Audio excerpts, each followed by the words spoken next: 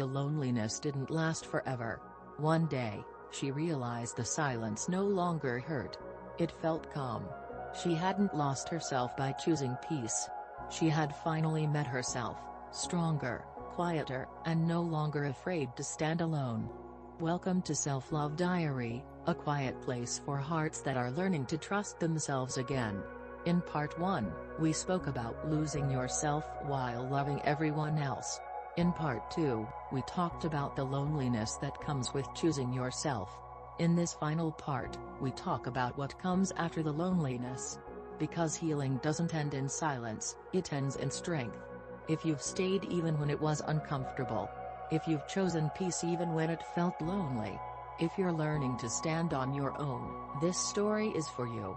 Take a deep breath. You've come a long way. At some point, the loneliness changed. Not suddenly. Not dramatically. One day, she noticed the silence no longer felt heavy. She wasn't waiting for messages anymore. She wasn't checking if she was missed. She wasn't questioning her worth. She felt steady. She began to enjoy her own company. Morning coffee without rush. Evenings without noise. Decisions without guilt.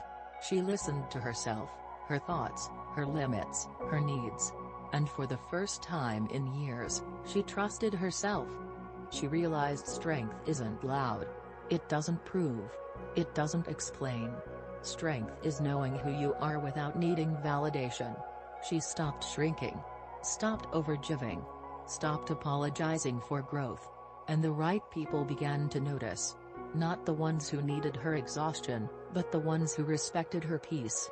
She learned that peace feels unfamiliar when chaos was home for too long. But unfamiliar doesn't mean wrong. She chose calm mornings over loud approval. Self-respect over constant connection. Honesty over being liked. And her life became lighter. She didn't become cold. She became clear.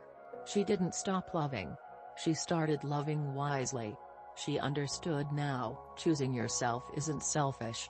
It's survival. It's growth. It's freedom. Loneliness didn't break her. It shaped her.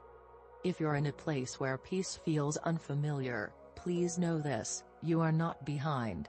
You are becoming. Healing doesn't mean life becomes perfect. It means you become stronger, quieter, clearer, more at home with yourself. Thank you for walking this journey with us. Welcome to Self-Love Diary, a place for stories that heal, strengthen, and remind you who you are. Subscribe for more stories that walk with you as you choose yourself.